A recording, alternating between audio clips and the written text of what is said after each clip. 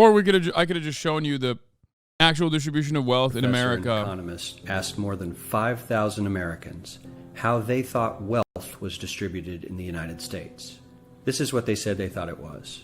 Dividing the country into 5 rough groups of the top, bottom, and middle 3 20% groups, they asked people how they thought the wealth in this country was divided. Then he asked them what they thought was the ideal distribution. And 92%, that's at least 9 out of 10 of them, said it should be more like this. In other words, more equitable than they think it is. Now that fact is telling, admittedly, the notion that most Americans know that the system is already skewed unfairly. But what's most interesting to me is the reality compared to our perception. The ideal is as far removed from our perception of reality as the actual distribution is from what we think exists in this country. So ignore the ideal for a moment. The graph is going to be all red. Here's what we think it is again. And here is the actual distribution. Yep. Shockingly skewed. Not only do the bottom 20% and the next 20%, the bottom 40% of Americans barely have any of the wealth. I mean, it's hard to even see them on the chart. But the top 1% has more of the country's wealth than 9 out of 10 Americans believe the entire top 20% should have.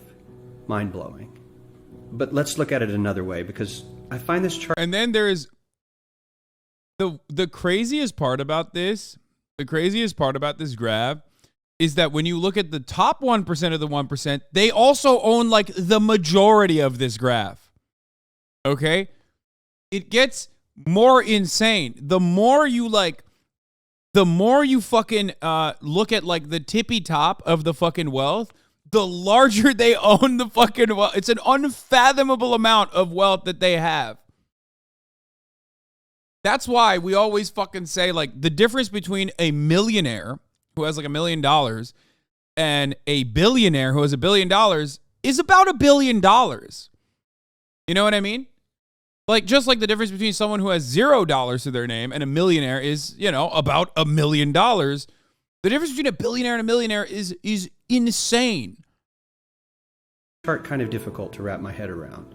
Instead, let's reduce the 311 million Americans to just a representative 100 people. Make it simple. Here they are: teachers, coaches, firefighters, construction workers, engineers, doctors, lawyers, some investment bankers, a CEO, maybe a celebrity or two.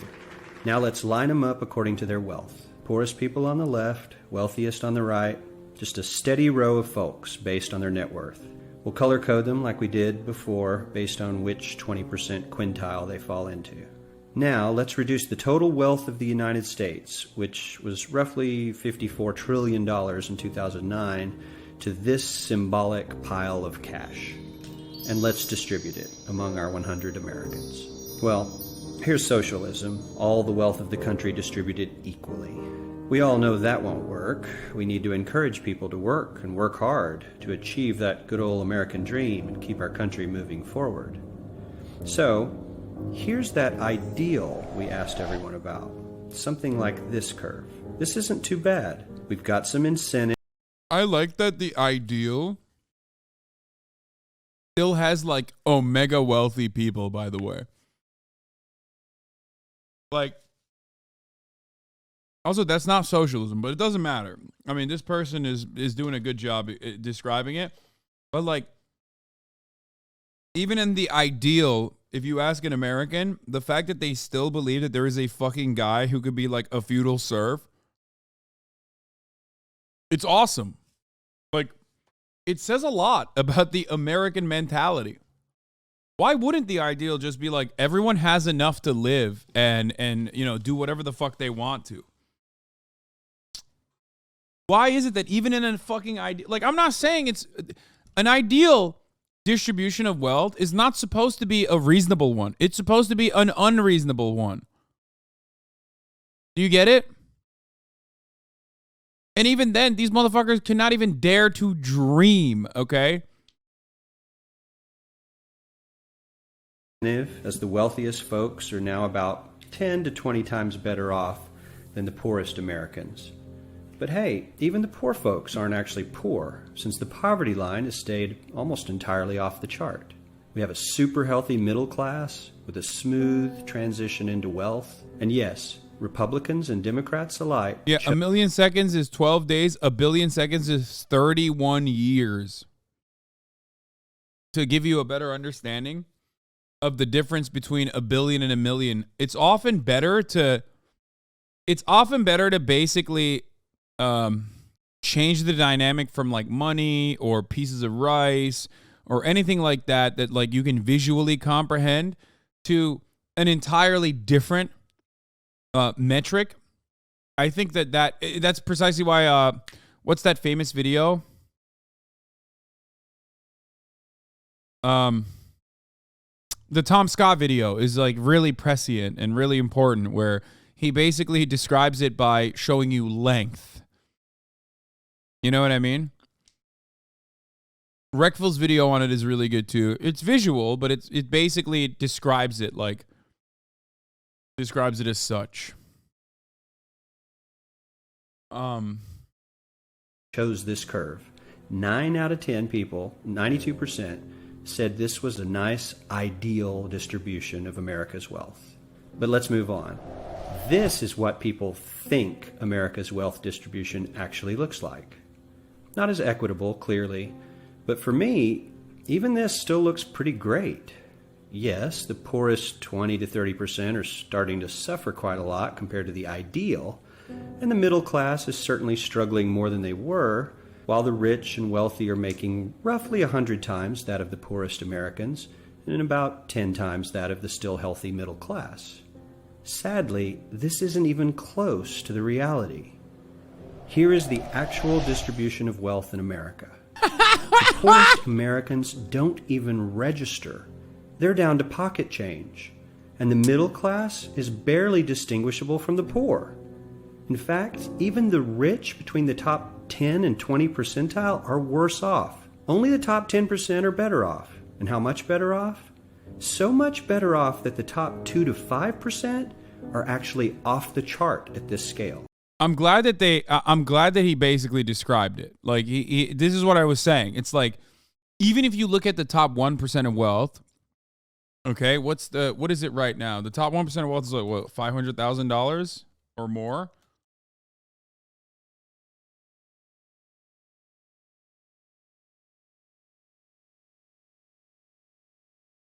Household net worth for the top 1%. Household net worth is not at best, though. Its average income is probably better. As an individual, you would need to earn an average of $400,000 per year in order to join the top 1% and have a household income of $570,000. If you look at the net worth, the top 1% household net worth in the United States starts at $11 million, right? So $11.1 million in 2019 is the net worth of the top 1%, which I, of course, comfortably do not fall inside of, but I'm not going to use that. That's why I'm using the actual top 1%, the way that you understand it, the annual income top 1%, right?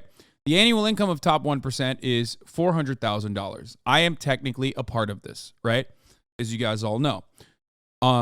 Having said that, however, if you break it down further, if you look at the actual top 1% of the 1%, they still manage to own the same scale distribution of wealth that is not dissimilar to the same scale distribution of wealth in the entire country.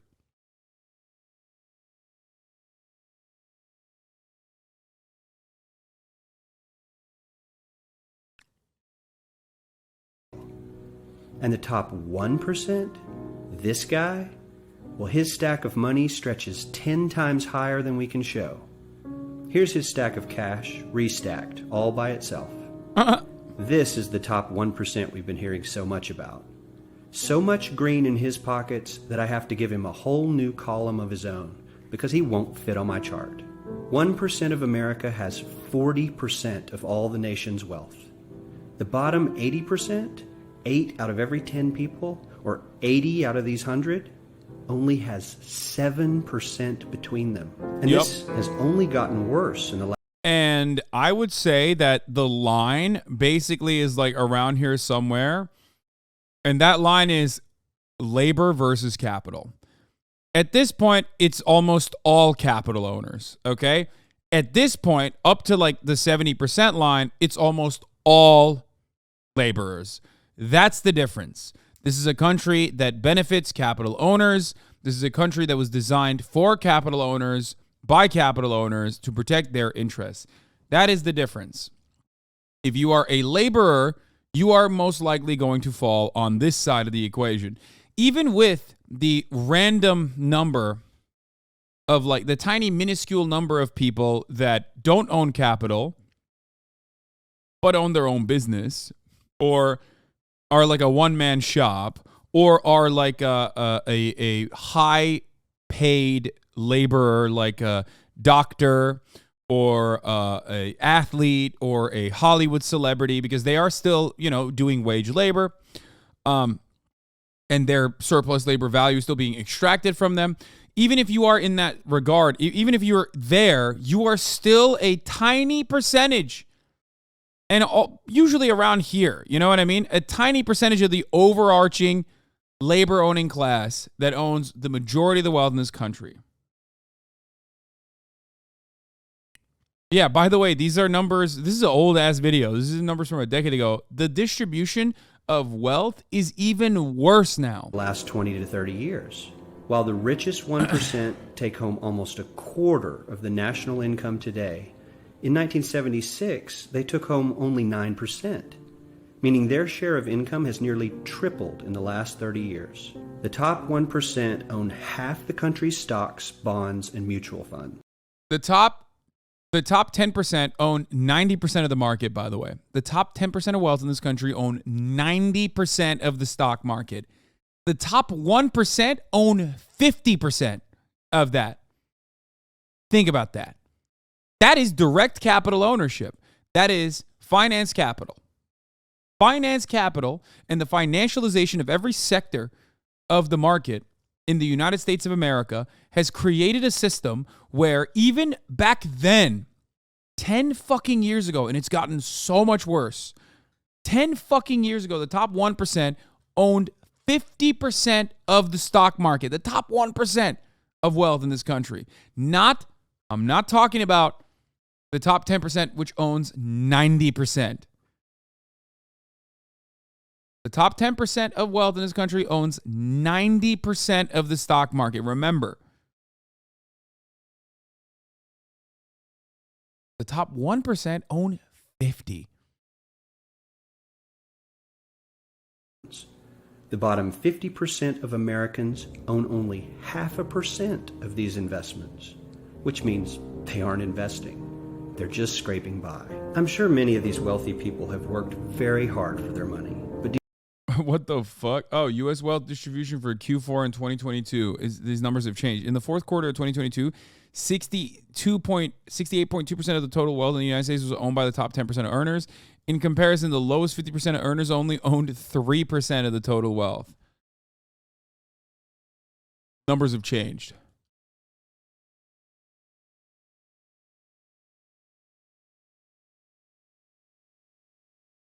In 2021, nearly 10% of U.S. households had an annual income of under $15,000. With such a small percentage of people in the United States owning such a vast majority of the country's wealth, the gap between the rich and poor in America remains stark.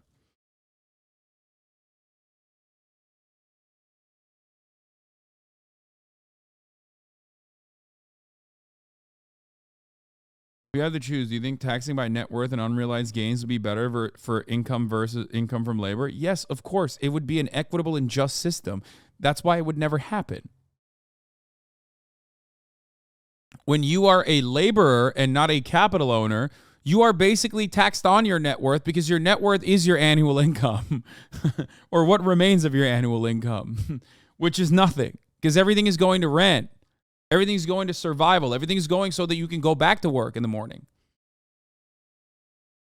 When you're a capital owner, however, your net worth is significantly more important.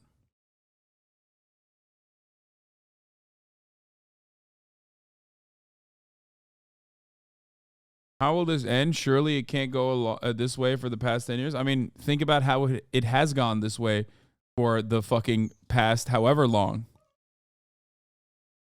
Do you really believe that the CEO is working 380 times harder than his average employee? Not his lowest paid employee, not the janitor, but the average earner in his company. The average worker needs to work more than a month to earn what the CEO makes in 1 hour. We certainly don't have to go all the way to socialism to find something that is fair for hardworking Americans. We don't even have to achieve what most of us consider might be ideal. All we need to do is wake up and realize that the reality in this country is not at all what we think it is. It's crazy.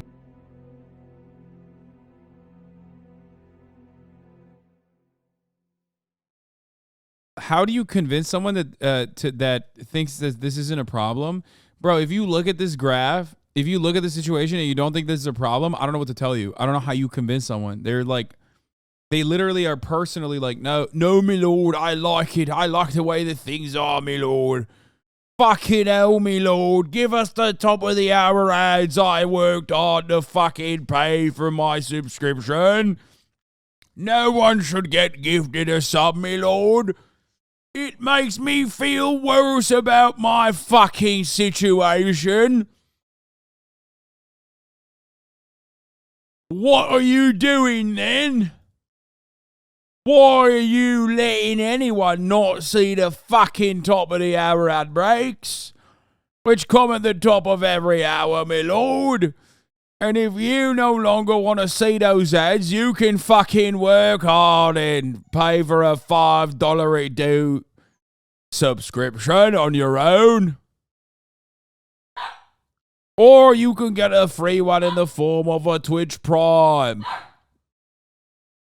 Or you can actually... Oh my god, she's just barking every time I speak now. Every time. Suki JPEG, thank you for the 5 gifted subs. Thank you for allowing 5 people to no longer see the fucking ads. No, Kaya's anti-British. She's anti. She's looking at me mad as fuck. Like, oh, I hate the British. Don't fucking do it. Don't you do it. Here's the 3-minute ad break now.